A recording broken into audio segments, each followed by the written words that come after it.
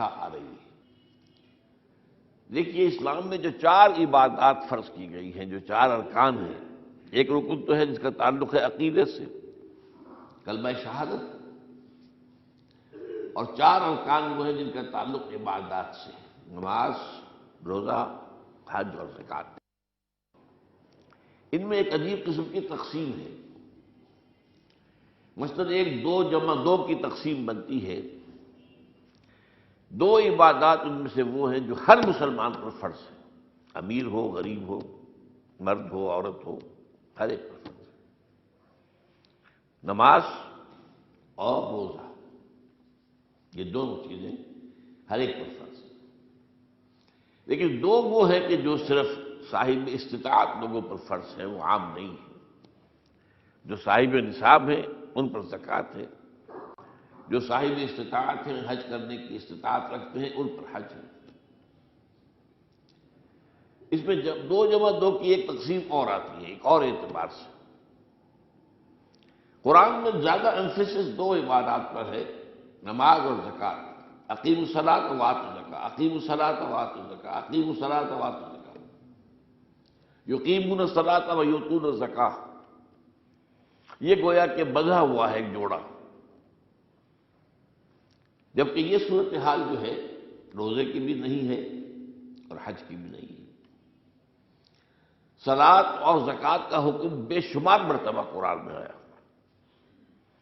اور روزے کے سارے احکام ایک مقام پر سورہ بقرہ کے 23 رکوع کی 6 آیات میں سب کا سب بیان ہوئی۔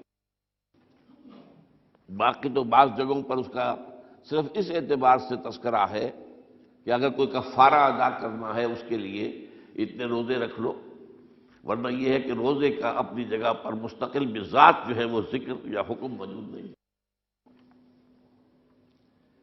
اس اعتبار سے غور کیجئے، حج کا معاملہ بھی یہی ہے۔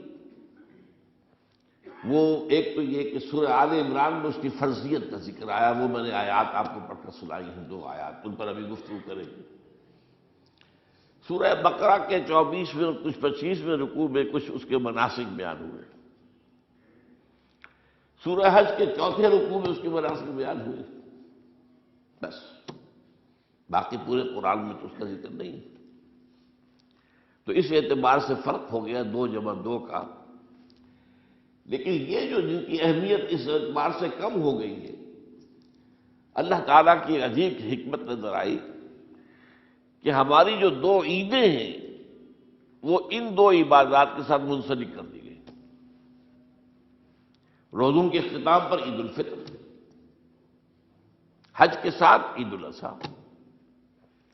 تو گویا کہ ان 2 عبادات کی اہمیت میں اگر کسی درجے میں کوئی کمی محسوس ہوتی ہے قرآن مجید کے بیان کے حوالے سے، تو اس کی تلافی اس سے ہو جاتی ہے کہ عیدین ہماری 2 ہی عیدیں ہیں، 2 ہی تہوار ہیں، اور وہ ان 2 عبادات کے ساتھ جوڑ دیے گئے۔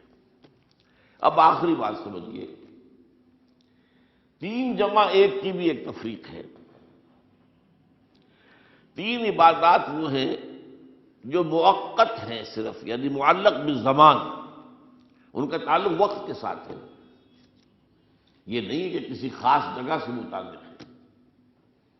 نماز ہر جگہ فرض ہے، ہاں البتہ اس کا وقت آئے گا، اگر سورج جو ہے نصف النہار سے ڈھلکے گا تو ظہر کا وقت ہوگا، اگر کسی وجہ سے اللہ تعالیٰ کی حکمت ہو کہ سورج وہیں کا وہیں کھڑا رہ جائے تو ظہر کا وقت آئے گا ہی نہیں، ظہر فرض ہوگی ہی نہیں۔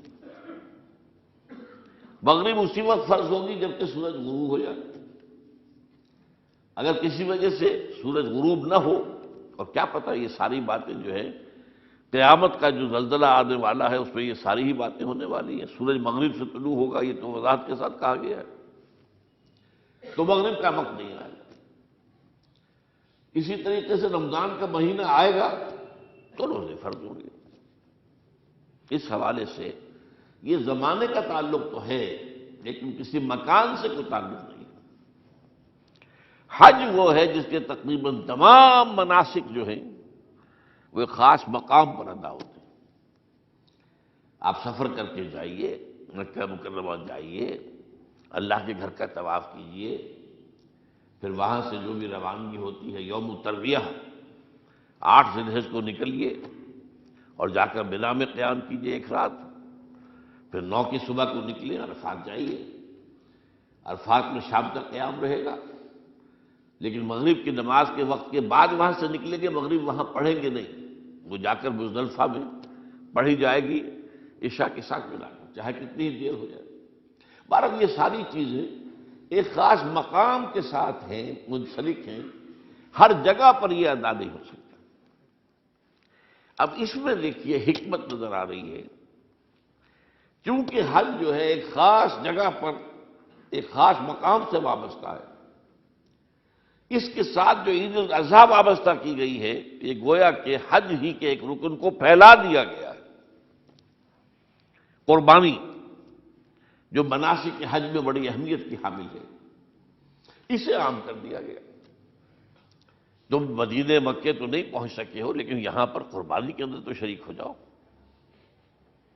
اور بعض مشابہتیں اور بتائی گئی ہیں کہ ذی الحجہ کا چاند طلوع ہو جائے تو اس کے بعد حجامت نہ کراؤ، ناخن نہ کاٹو، وہ جو کچھ بھی آپ کو معلوم ہے احرام کی کچھ پابندیاں ہوتی ہیں، ایک مشابہت کسی درجے میں، ٹھیک ہے ہم وہاں نہیں ہیں لیکن ان کے ساتھ ایک مشابہت پیدا ہو رہی ہے۔ تو قربانی در حقیقت جو ہے عید الاضحیٰ، وہ گویا کہ ایکسٹینشن ہے حج کی، کہ تمام عالم اسلام کے اندر جو ہے تمام مسلمان جہاں بھی کہیں ہیں وہ حج کے اس ایک منسک کے اندر شریک ہو جاتے ہیں۔